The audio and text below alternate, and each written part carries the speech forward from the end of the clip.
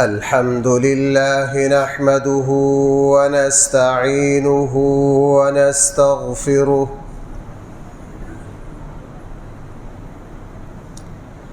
ونؤمن به ونتوكل عليه ونعوذ بالله من شرور أنفسنا ومن سيئات أعمالنا من يهده الله فلا مضل له ومن يضلله فلا هادي له ونشهد أن لا إله إلا الله وحده لا شريك له ونشهد أن سيدنا وسندنا ومولانا محمدًا عبده ورسوله صلى الله تعالى عليه وعلى آله وأصحابه وبارك وسلم تسليما كثيرا كثيرا. أما بعد فأعوذ بالله من الشيطان الرجيم. بسم الله الرحمن الرحيم. يا أيها الذين آمنوا اتقوا الله ولتنظر نفس ما قدمت لغد واتقوا الله إن الله خبير بما تعملون. ولا تكونوا كالذين نسوا الله فأنساهم أنفسهم أولئك هم الفاسقون. صدق الله مولانا العظيم. محترم سامعین کرام، اللہ جل جلالہ نے ارشاد فرمایا، یا ایہا الذین آمنوا، اے ایمان والو تم اللہ سے ڈرو، وَلْتَنْظُرْ نَفْسٌ مَّا قَدَّمَتْ لِغَدٍ، اور اس پر بھی غور کرو، دیکھو، سمجھو کہ تمہارے نفس نے آگے کیا بھیجا ہے، تمہاری شخصیت نے دنیا اور آخرت میں کیا کیا ہے، اپنے وجود، اپنی ذات پر غور کرو۔ تم کہیں کھانے پینے والی مشین تو نہیں ہو، تم جانوروں والی حیثیت تو لیے ہوئے نہیں ہو۔ وَلْتَنْظُرْ نَفْسٌ مَّا قَدَّمَتْ لِغَدٍ، دیکھو تم نے کل کے لیے، آخرت کے لیے، قیامت کے لیے کیا کیا۔ وَاتَّقُوا اللَّهَ، پھر کہا کس سے ڈرو؟ اللہ سے ڈرو۔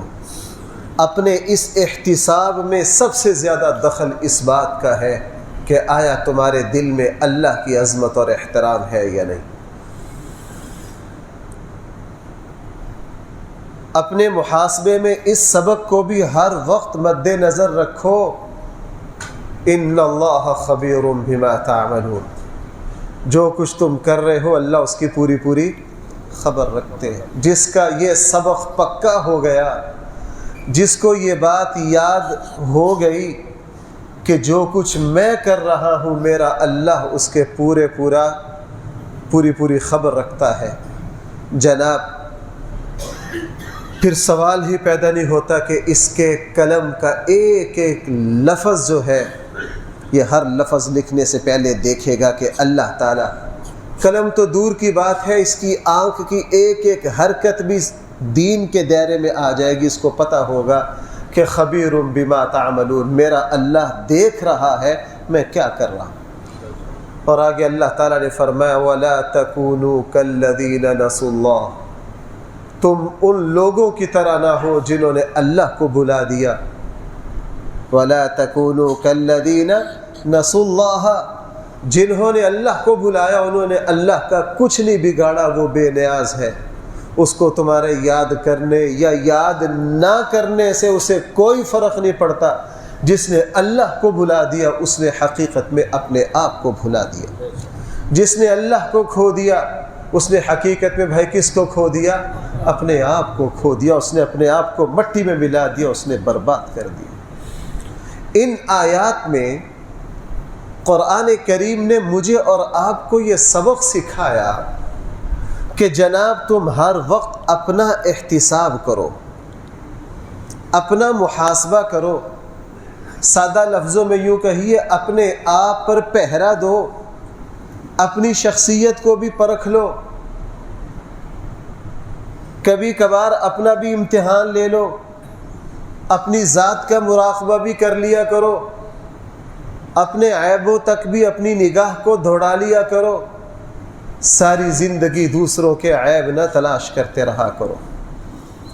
اگر تمہارے اندر اپنا احتساب کرنا آ گیا تو تم دنیا کے اعتبار سے بھی اعلیٰ ترین کردار اور شخصیت کے مالک بن جاؤ گے، اور آخرت کے اعتبار سے بھی تم اعلیٰ ترین شخصیت بن جاؤ گے۔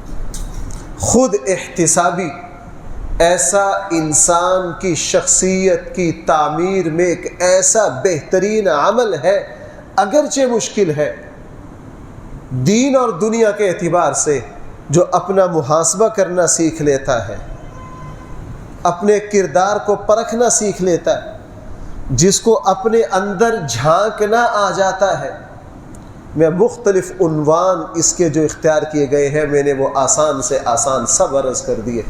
جس کو اپنے من میں ڈوبنا آتا ہے، اپنے کردار کو دیکھنا آتا ہے، اپنی شخصیت کو پرکھنا آتا ہے، جس کو شام کو یہ گر آ گیا کہ آج میں نے کیا کیا ہے، میں نے دن میں فلاں جگہ جو بات کی ہے وہ میں نے غلط کی ہے، فلاں بندے سے جو لہجہ میں نے بولا ہے وہ غلط بولا ہے، آج میں نے جو والد صاحب کے ساتھ جو طرز عمل اپنایا ہے وہ غلط اپنایا ہے۔ اگر میرے اور آپ کے اندر وہ میٹر کام کرنے لگ گیا جس کو ضمیر کہتے ہیں، جو شام کو میرے دن کا صحیح اور غلط مجھ پر واضح کر دے، تو سمجھ لیجئے ہم دنیا کے اعتبار سے بھی اعلیٰ ترین انسان ہیں اور آخرت کے اعتبار سے بھی اعلیٰ ترین انسان ہیں۔ وہ جیسے مشہور ہے نا کہ ایک مصور جو تھے انہوں نے تصویر بنائی ایک بادشاہ کے کہنے پر، اور بادشاہ کے دربار میں اس کو آویزاں کیا۔ وہ زمانہ کیمرے کا نہیں تھا، ہاتھ سے مصوریت کا تھا۔ اس نے ایک ندی کا نقشہ کھینچا اور اس کے دائیں بائیں ایسا سبزہ اگا کر دیوار پر، پوری دیوار پر یوں چسپا کیا کہ جب بھی کوئی بادشاہ کے دربار میں آتا نا، بادشاہ کے دربار میں آتا تو وہ یہ سمجھتا کہ شاید بادشاہ کے دربار کے ایک طرف سے ندی گزر رہی ہے، ایک طرف سے کیا گزر رہی ہے، ایسی مصوری اس نے بادشاہ کے دربار میں کی۔ لوگ آتے، اچانک نظر پڑتی، سمجھتے کیا کمال ہے جی، ایک طرف بادشاہ کا دربار اور دوسری طرف کیا، بادشاہ کی داد۔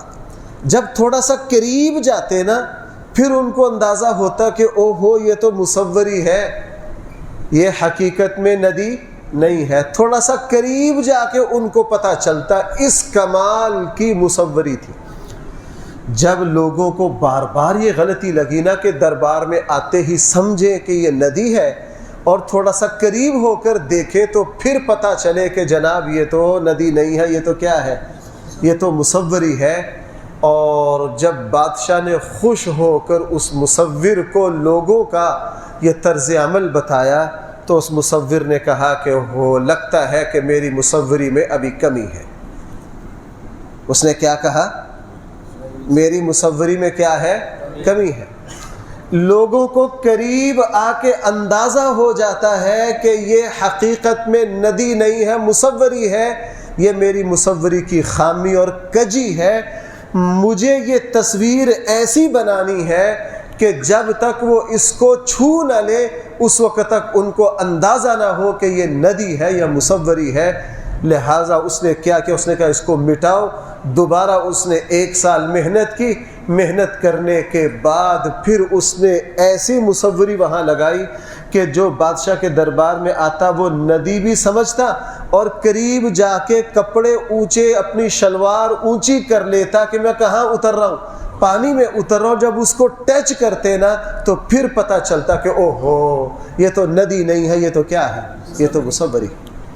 یہ جو مصور کا طرز عمل ہے نا، اس کو کہا گیا ہے احتساب نفس، اسی کو کہا گیا ہے اپنے کام پر نظر ثانی کرنا۔ بھائیو، ایک مصور اپنی تصویر کی پہلی تعریف سے خوش نہیں ہوا، اس کی توجہ ادھر گئی کہ میری تصویر میں کیا ہے؟ کمی ہے۔ دوبارہ وہ ایسی تصویر بنانے میں کامیاب ہو گیا کہ وہ جو تصویر ہے لوگوں کو یوں لگا جیسے تصویر نہیں کیا ہے؟ حقیقت ہے۔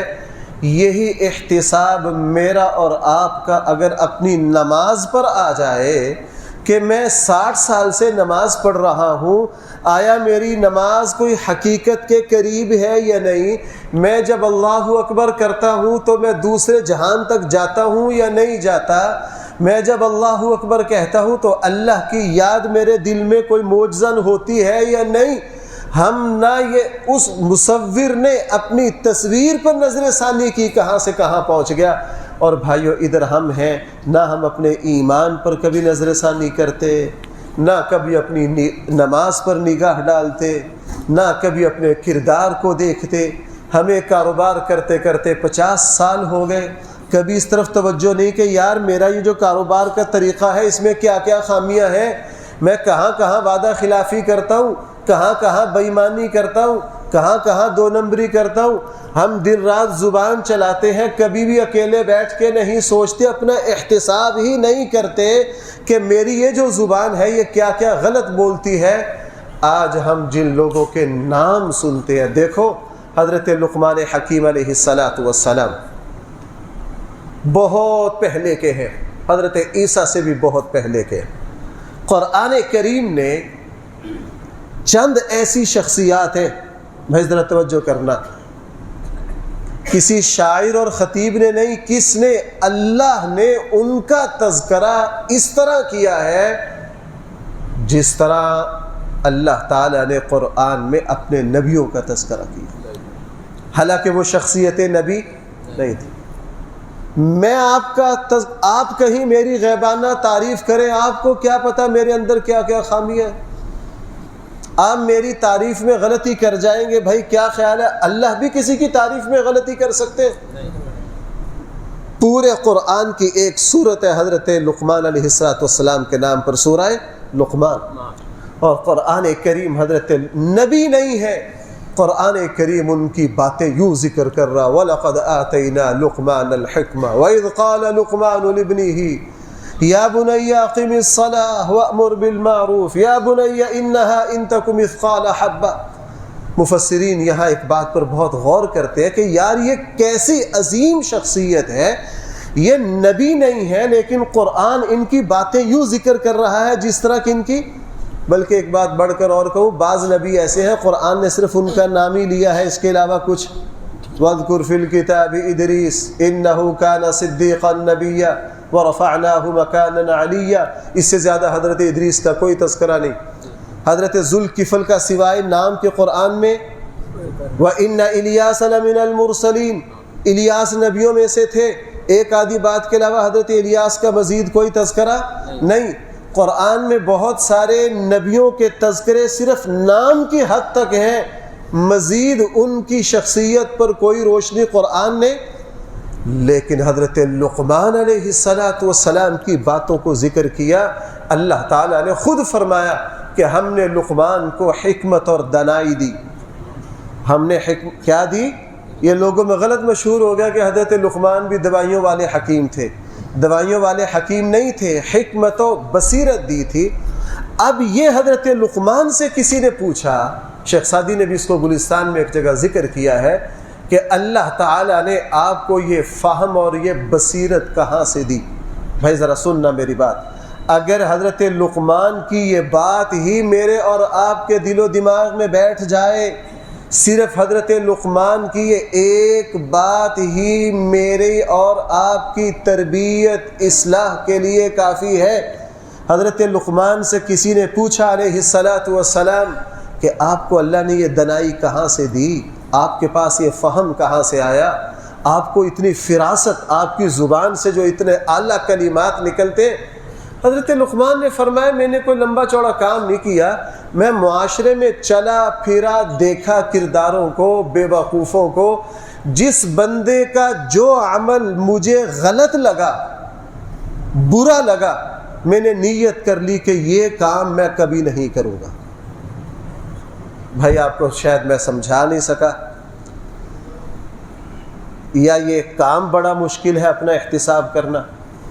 میرے لیے بڑا مشکل ہے کہ میں اپنی تقریر پر نظر ثانی کروں کہ آیا اس میں کوئی ڈھنگ کی بات ہوتی بھی ہے یا نہیں۔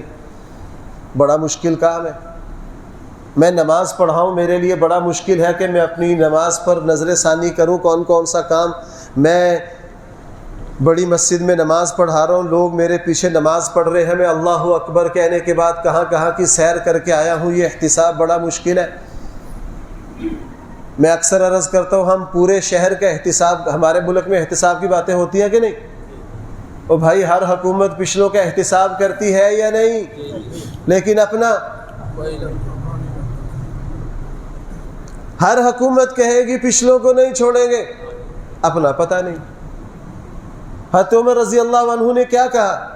حضرت عمر نے فرمایا، میں نے ابھی کسی پچھلے جمعے میں سنا ہے، حضرت عمر رضی اللہ عنہ گرمی میں دوپہر میں بھاگ رہے، ادھر جا ادھر جا۔ حضرت علی نے ایک مرتبہ دیکھا، دو مرتبہ دیکھا، تیسری مرتبہ دیکھا کہ یہ کیسا خلیفہ وقت ہے، پسینے سے شراب بھور ہے، ننگے پاؤں ہیں، پاؤں سارے گرد و غبار سے خراب ہیں۔ کہا امیر المومنین کیا پریشانی ہے، کیوں بھاگ رہے ہیں؟ تو حضرت عمر نے حضرت علی سے فرمایا بیت المال کے 2-3 اونٹ بھاگ گیا، ان کو پکڑتا پھر رہا ہوں کہیں ضائع نہ ہو جائیں، سرکاری خزانے کے۔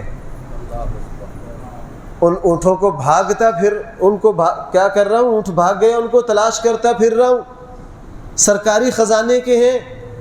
حضرت علی نے کہا امیر المومنین اپنے کسی غلام کو کہہ دیجئے، کسی نوکر اور ملازم کو کہہ دیجئے۔ تو حضرت عمر نے فرمایا علی میرے 2 ساتھی مجھ سے بہت آگے چلے گئے ہیں، مجھے ڈر ہے میں کہیں ان سے پیچھے نہ رہ جاؤں۔ رسول اللہ صلی اللہ علیہ وسلم سیدنا صدیق اکبر مجھ سے بہت، میں اب اسی پریشانی میں ہوں کہ کبھی میں عمل میں، کبھی میں اللہ کے قرب میں ان سے پیچھے۔ یہی ہے احتساب نفس، اپنے آپ کا احتساب کرنا۔ حضرت لقمان علیہ السلام سے پوچھا یہ دانائی کہاں سے آئی؟ فرمایا کہ میں نے بے وقوفوں کا طرز عمل دیکھا، جب مجھے کسی کا کوئی عمل برا لگا میں نے یہ پکا تہیہ کر لیا کہ آئندہ سے میں یہ کام نہیں کروں گا۔ اب ہمارا المیہ کیا ہے؟ میں یہ کہتا ہوں، آپ بھی یہ کہتے ہیں، زید بھی یہ کہتا ہے، بکر بھی یہ کہتا ہے کہ جی ساری دنیا وعدہ خلاف ہے۔ بھئی ہم سب کہتے ہیں کہ نہیں؟ بھائی بولتے نہیں آپ۔ ساری دنیا ہمارے ساتھ وعدہ خلافی کی ہے، کبھی ہم نے یہ کہا ہے کہ انشاءاللہ میں آئندہ سے وعدہ خلافی؟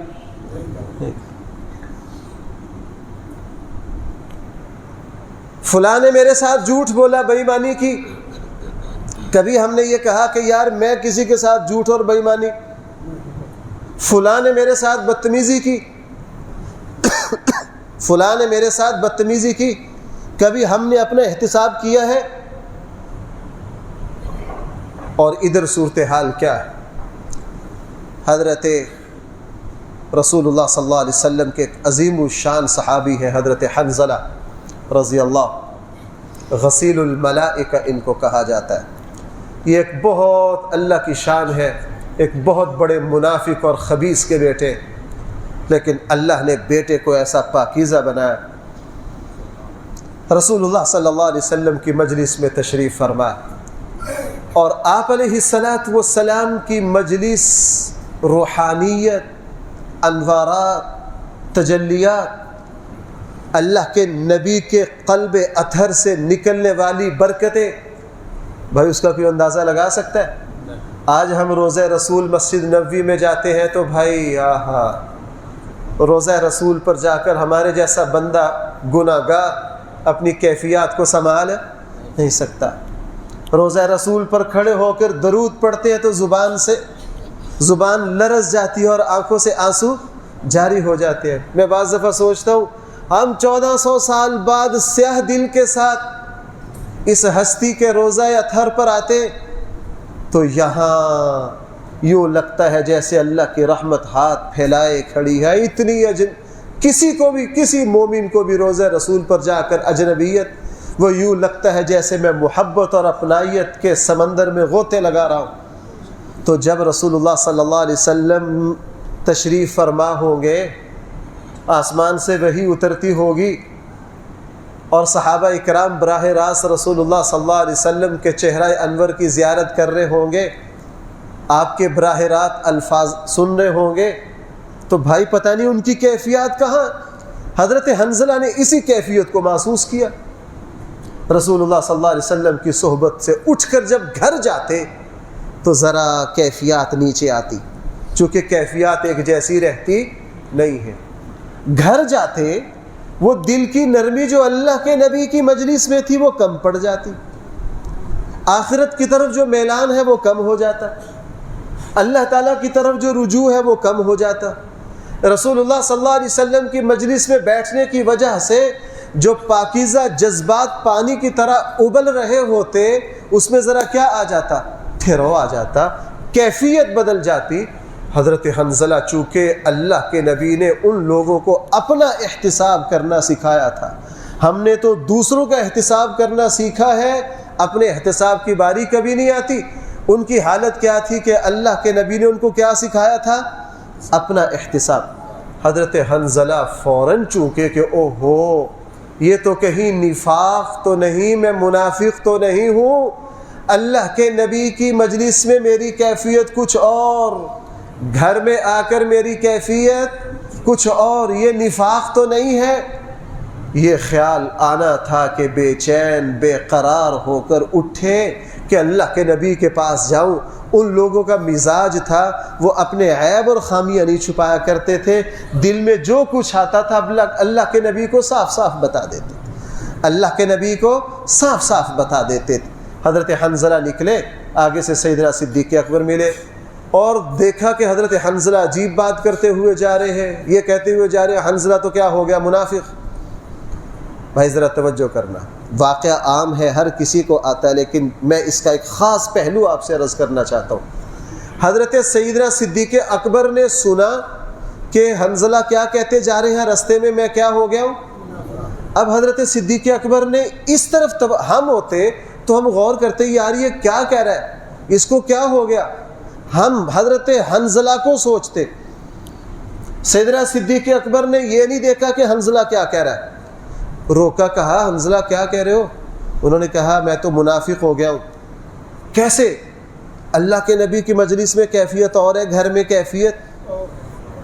सिद्दीक़ अकबर को फ़ौरन अपनी पड़ गई, कहा अच्छा ये निफाक है, अगर ये निफाक है ये तो मुझे भी महसूस होता है कि अल्लाह के नबी की मजलिस में कुछ और है और घर में ये है खुद एहतिसाबी।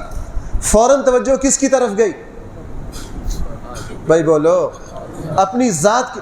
हमारा क्या होता है, मैंने कई मरतबा कहा, हम कहीं तकरीर सुन रहे होते हैं, अगर मैंने तकरीर मौलवी साहब कर रहे हैं वादा खिलाफ़ी पर, हम कहते हैं हाँ फलाना भी अहमद है, फलाना भी अहमद है, वो भी इस तरह का है, वो भी इस तरह का है, मैं नहीं हूँ बाकी सारे, मैं नहीं हूँ बाकी सारे। सैयदना सिद्दीक़ अकबर को फ़ौरन अपनी पड़ गई, क्यों हो ये मसला तो मुझे भी, اسی کو کہتے ہیں خود احتسابی۔ فوراً حضرت حنظلہ کے ساتھ لگے، رسول اللہ صلی اللہ علیہ وسلم کے پاس آئے، ساری بات عرض کی تو اللہ کے نبی نے سمجھایا کہ یہ نفاق نہیں ہے، یہ کیفیت ہے، کیفیت ایک جیسی نہیں ہوتی، کبھی کیفیتیں بدلتی رہتی ہیں۔ اس لیے علماء نے لکھا ہے آپ کبھی نماز پڑھیں گے، نماز میں بڑا جی لگے گا، لیکن بھائی اگلی نماز میں جی اس طرح کا، بھائی ایسا پیش آتا ہے کہ نہیں؟ علماء نے فرمایا اس سے گھبرانا نہیں چاہیے، چونکہ کیفیات ایک جیسی نہیں ہوتی۔ آج قرآن کی تلاوت کی ہے، لذت اور طرح کی آئی ہے، اگلے دن کرنے لگے تو ہم کل والی لذت کو تلاش کر رہے ہیں، لیکن آج کل والی لذت آ نہیں رہی۔ پریشان ہونے والی بات نہیں، کیفیات ایک جیسی، بس عمل نہ چھوڑیں، کیفیات بدلتی رہتی ہیں۔ رسول اللہ صلی اللہ علیہ وسلم نے فرمایا تم پریشان نہ ہو، یہ کیفیت ہے، یہ تبدیل ہوتی رہتی ہے۔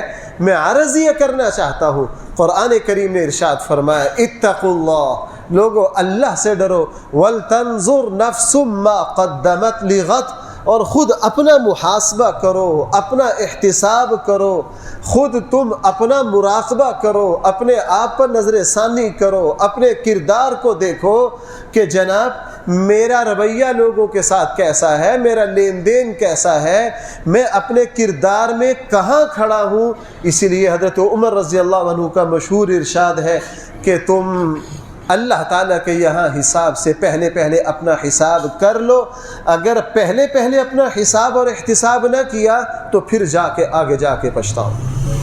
اس لیے بھائیو، رسول اللہ صلی اللہ علیہ وسلم کے صحابہ کی تربیت اللہ کے نبی نے یہ کی تھی، وہ ہر وقت کیا کرتے تھے؟ اپنے آپ پر نظر رکھتے تھے، اپنے ہر رویے کو دیکھتے تھے، اپنے دل کی کیفیات پر توجہ رکھتے تھے، میرا دل کر کیا رہا۔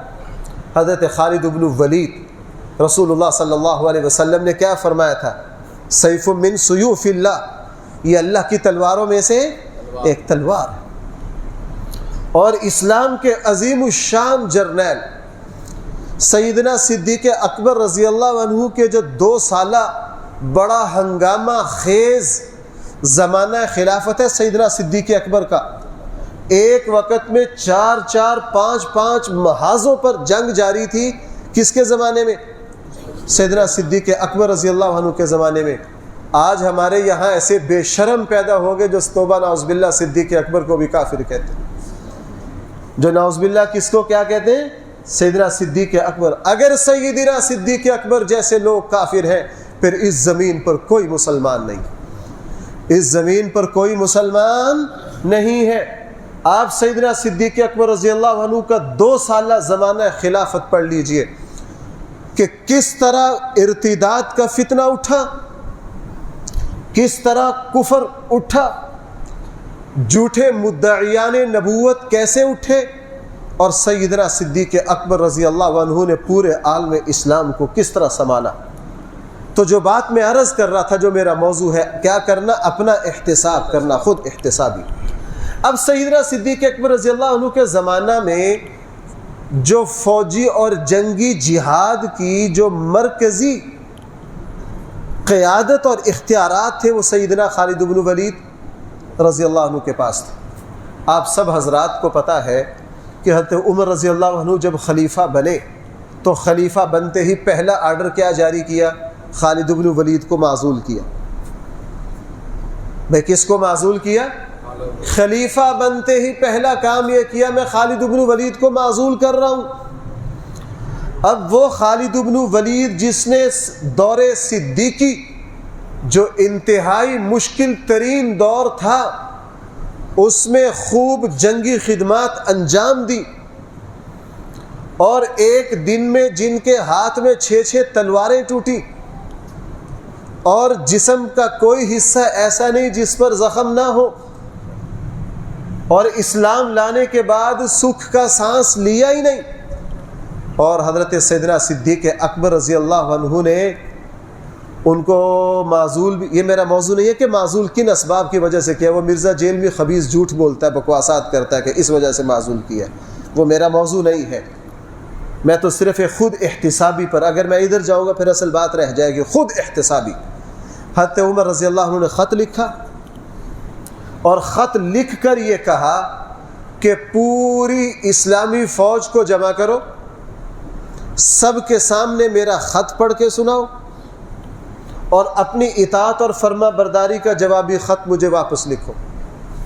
اب جرنیل ہے، وہ جرنیل جس سے ایرانی اور رومی کانپ رہے، جس نے عالم اسلام کی وسعتوں تک لے گیا عالم اسلام کو، اب سب کو جمع کیا۔ جمع کر کے حضرت خالد بن ولید جب وہ خط لگے پڑھنے تو اس خط میں کیا لکھا ہوا ہے؟ میں تمہیں عہدے سے جرنیلی سے معزول کر رہا ہوں اور تم فی الفور اختیارات حضرت ابو عبیدہ بن الجراح کے حوالے کر دو۔ اور بھائی بڑا مشکل ہے، مجھے ابھی آپ میں سے کوئی اٹھ کے کہے نا مفتی صاحب آپ نیچے اترے، میں تقریر کرتا ہوں، میں کہا تمہاری ایسی تیسی، تم کون ہوتے ہو؟ بھائی سنتے ہیں میری بات؟ کوئی کرسی پر بیٹھا ہو نا، اسے کہہ دینا یار آپ کرسی سے نیچے بیٹھ جاؤ، مجھے کرسی دے دو، وہ بندہ پہلے غصے سے دیکھے گا یہ کیا کہہ رہا ہے۔ کوئی کرسی چھوڑتا ہے؟ اور ہمارے ملک میں کیا ہو رہا ہے کرسی پر؟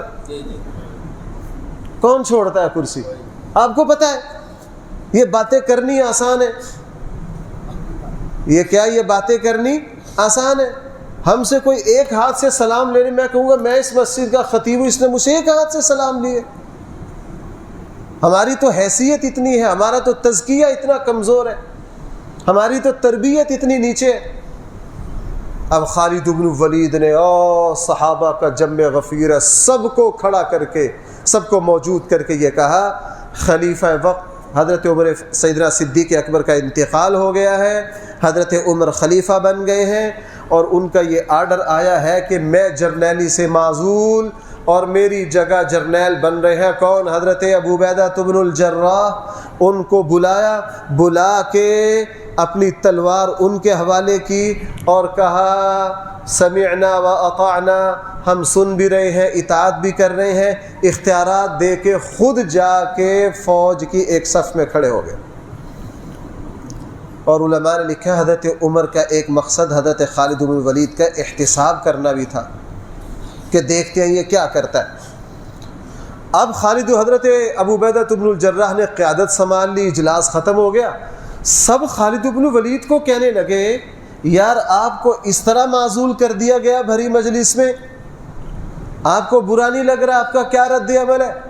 خالد بن ولید نے کہا الحمدللہ میرے نفس پر ایک منٹ کے لیے بھی یہ بات وزنی شاق نہیں گزری، بلکہ میں خوش ہو رہا ہوں، ہلکا پھلکا ہو گیا ہوں۔ پہلے میں جنگ کرتا تھا پورے لشکر کو دیکھ کے، پورے لشکر کی پرواہ کرنی پڑتی تھی، اب میں جنگ کروں گا مجھے کسی لشکر کی پرواہ نہیں، اب تو میں اپنی جان کو دیکھوں گا، اب انشاءاللہ پہلے سے بھی زیادہ شدت کے ساتھ جنگ کروں گا۔ اور ایسا ہی ہوا، پورے دور فاروقی میں خالد بن ولید نے اسی طرح اپنی خدمات انجام دیں، ان میں کوئی فرق۔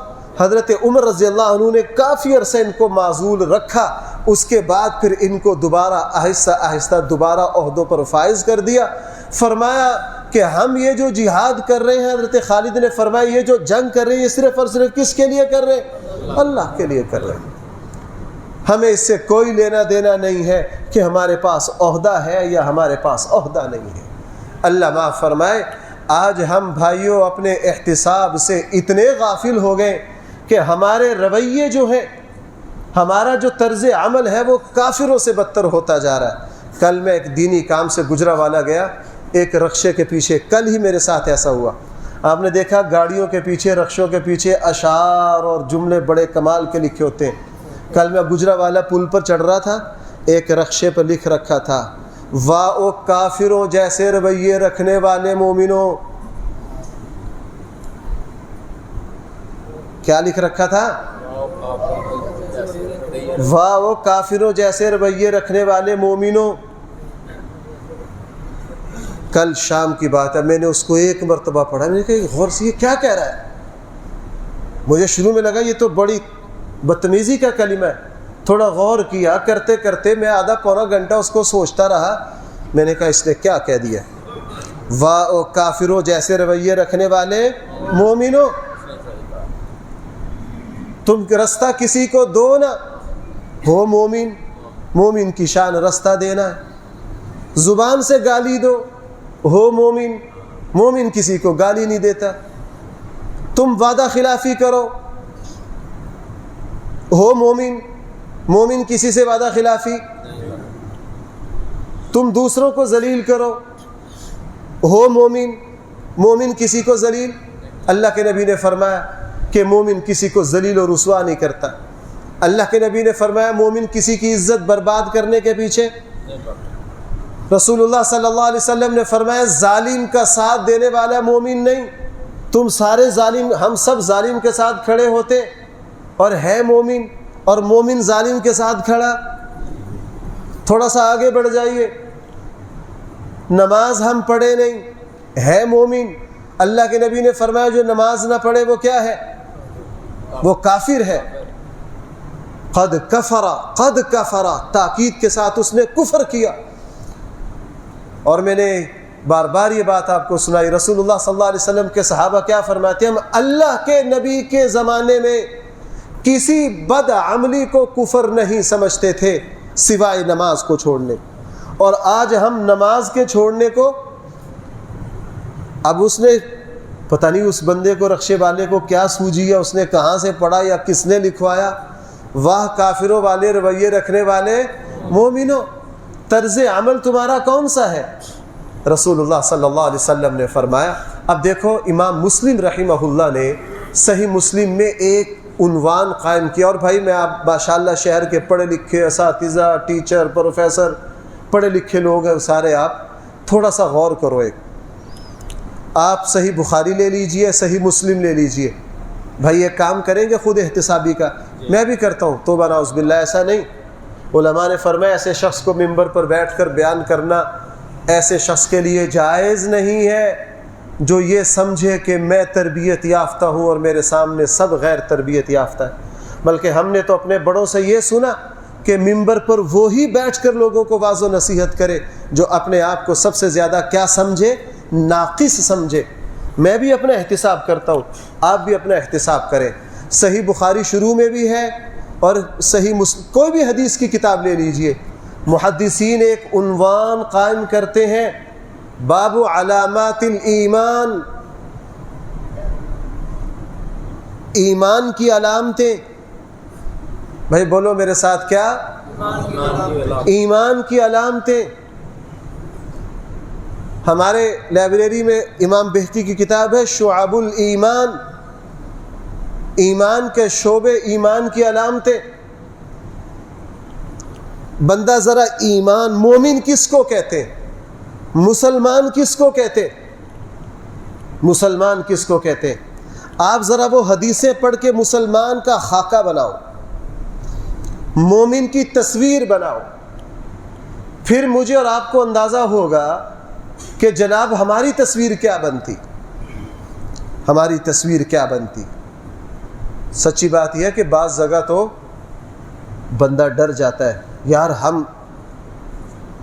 ہمارے عمل میں اتنی کمزوری ہے، ہمارے عمل میں اتنی کمزوری ہے، ہم نے کبھی اپنا احتساب ہی نہیں کیا، ہم نے کبھی اس پر غور ہی نہیں کیا۔ اس لیے بھائیوں، قرآن نے کہا یا ایھا الذین آمنوا اتقوا اللہ، اے ایمان والو کس سے ڈرو؟ اللہ سے ڈرو۔ تزکیہ نفس، اپنی تربیت کا سب سے پہلا درجہ یہ ہے کہ اپنے اندر کیا پیدا کر لو؟ اللہ۔ اگر ہماری تربیت نہ ہوئی تو سچی بات یہ ہے کہ ہم دین کو بھی اپنے مفادات میں ذبح کر دیں گے، دین کو بھی اپنے مفادات میں کیا کر دیں گے؟ ذبح کر دیں گے۔ رسول اللہ صلی اللہ علیہ وسلم نے فرمایا مومن نہ بغض رکھتا ہے، نہ حسد کرتا ہے، نہ دھوکہ دیتا ہے، نہ گالی دیتا ہے، نہ ظلم کرتا ہے، نہ ظالم کا ساتھ دیتا ہے، نہ کسی کو گالی دیتا ہے، بلکہ مومن کو جو اپنے لیے پسند ہوتا ہے وہی کس کے لیے پسند ہے؟ دوسروں کے لیے پسند ہے۔ ہم کیا کرتے ہیں؟ ہم کیا کرتے ہیں؟ جب کچھ خریدنا چاہتے ہیں تو توقع یہ ہوتی ہے میرے ساتھ کوئی بے ایمانی نہ کرے، جب بیچنا چاہتے ہیں پھر چاہتے ہیں اگلے کو ذبح کر دیں۔ جب ہم خود اپنی بیٹی کا رشتہ چاہتے ہیں تو اس وقت تلاش یہ ہوتی ہے کہ ہمارے ساتھ کوئی بے ایمانی اور فراڈ نہ کرے، اور جب خود کرتے ہیں تو بھائی کیا کرتے ہیں؟ ہر طرح کے فراڈ اور بے ایمانیاں کرتے ہیں۔ تو جناب قرآن نے کہا وَلْتَنْظُرْ نَفْسٌ مَّا قَدَّمَتْ اور اس آیت کے تحت علامہ ابن کثیر نے لکھا ہے کہ اس آیت کا مطالبہ اور تقاضا یہ ہے کہ ہر روز رات کو اپنا احتساب کرو کہ آج کے دن میں کون سے کام میں نے اچھے کیے ہیں، کون سے کام میں نے برے کیے۔ اب تو یہ چیزیں ختم ہو گئی، پہلے اولیاء اللہ، اب تو پیر رہ گئے نا، نظر و نیاز اور چندے والے، درباروں والے، گدی نشین، سالانہ عرس والے، اپنے مریدوں سے گاڑیاں وصول کرنے والے۔ پہلے زمانے کے پیر اس طرح کے نہیں تھے، پہلے زمانے کے پیر اس طرح کے نہیں تھے۔ وہ مشق کروایا کرتے تھے کہ جناب کونے میں بیٹھ جاؤ، 4 گھنٹے بیٹھے رہو اور اپنی 15 خامیاں لکھ کر لاؤ۔ بھائی کیا آپ سارے یا گرمی زیادہ ہے یا میری باتیں سمجھ نہیں آ رہی؟ وہ کیا کہتے تھے؟ کونے میں بیٹھ جاؤ، کیا کرو؟ لاہور ایک مشہور ادارہ ہے جامعہ اشرفیہ، آپ میں سے اکثر لوگ جانتے ہوں گے۔ اس کے بانی تھے مفتی محمد حسن صاحب رحمہ اللہ۔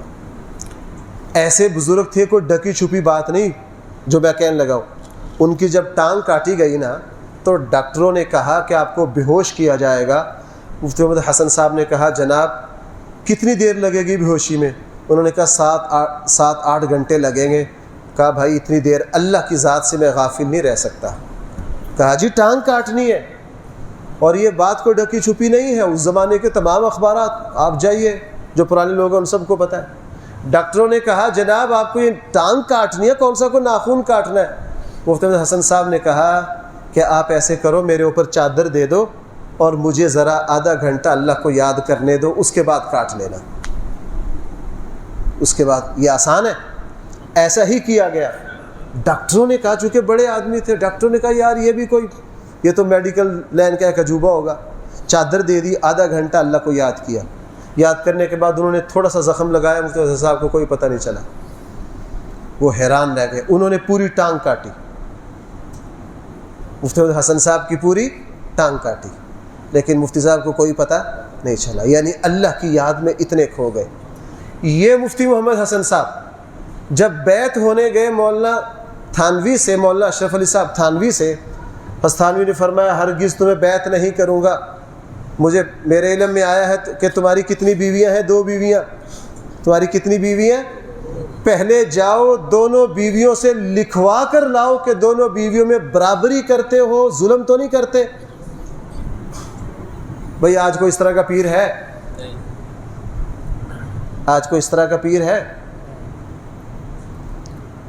یہ ہے احتساب۔ جاؤ اپنی دونوں بیویوں سے تحریراً لکھوا کے لاؤ کہ تم دونوں میں کیا کرتے ہو؟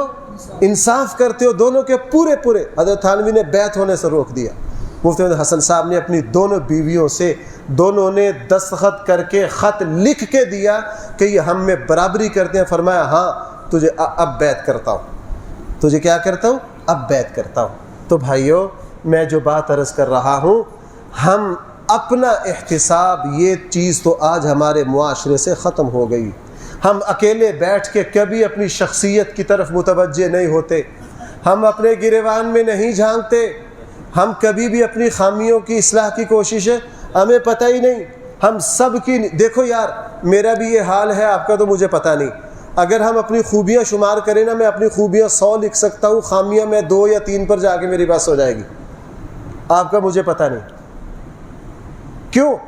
ہماری نگاہ صرف کس پر ہے کہ میں سب سے اعلیٰ ہوں۔ فلا تزکوا انفسکم هو اعلم بمن اتقى۔ لوگوں اپنی پاکیزگی نہ بیان کرو، اس اللہ کو دھوکہ نہیں دے سکتے ہو۔ هو اعلم بمن اتقى، اس اللہ کو اچھی طرح پتہ ہے تم میں کون متقی اور تم میں کون پرہیزگار ہے۔